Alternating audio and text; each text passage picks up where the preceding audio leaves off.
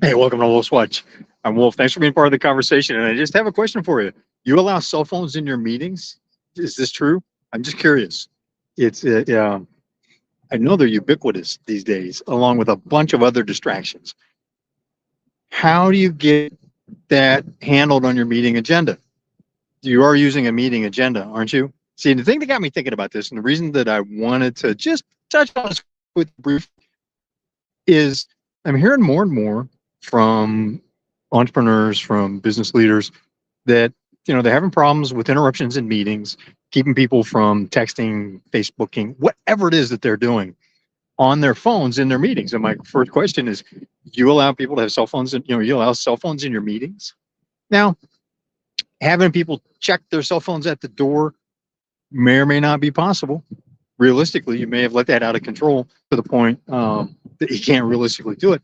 But do you run a solid meeting? Here's a bigger question: do you apply meeting 101 structure to your meetings? Or in other words, you have set expected outcomes, you have a set agenda, you have new business, old business, just basic stuff that helps the meeting go more efficiently so that it doesn't become a meeting that should have took 12 minutes, takes an hour, that kind of thing.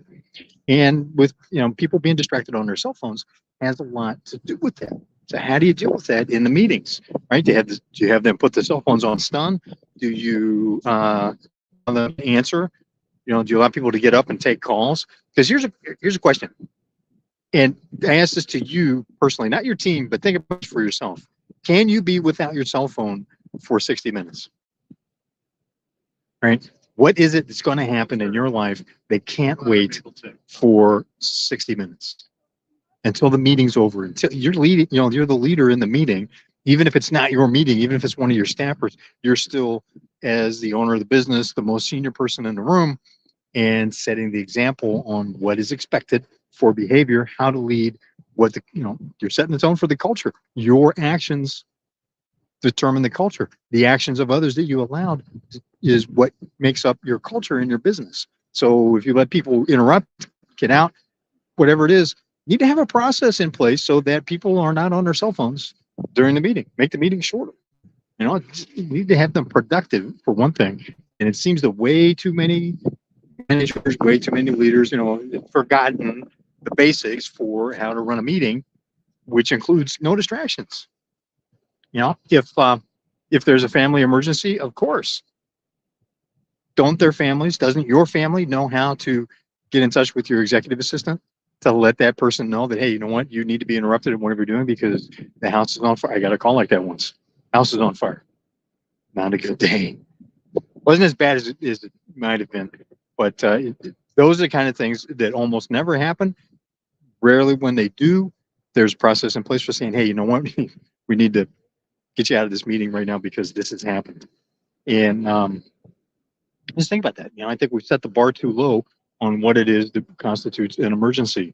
And people are too used to thinking that they need to be reachable at all times because, the president of the United States might need them to come and, sit with him or her and be counseling them on whatever thing of the moment has happened, right? No, they've got their own team. So set some priorities, structure the meetings. More importantly, structure the meetings in a productive manner, minimize the amount of time, and make it clear to everybody that there is nothing that can't wait 30 minutes.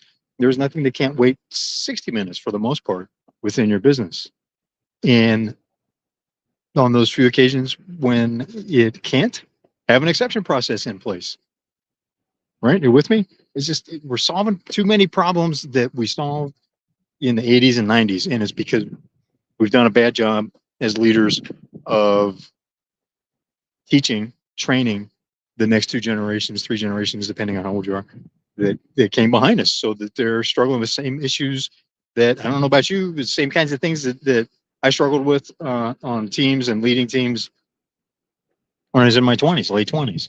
And as the other people, next generation or the people in their 20s and 30s are bumping up against those kind of things. We need that kind of habit in order to keep the meetings productive so that they're not just sitting around and talking fests. They're actually getting things done on a tight agenda without interruptions, because the more interruptions there are, the more more time it takes, right? So that's just it. You allow cell phones in your meetings? Okay. What's your agenda? How does that fit in with your agenda? You allow interruptions? How does that fit in with your agenda? Thanks for being part of the conversation. I'm Wolf. This is Wolf Watch. And as you can see behind me, it is another beautiful night here on the West Coast. So I will see you on the pier.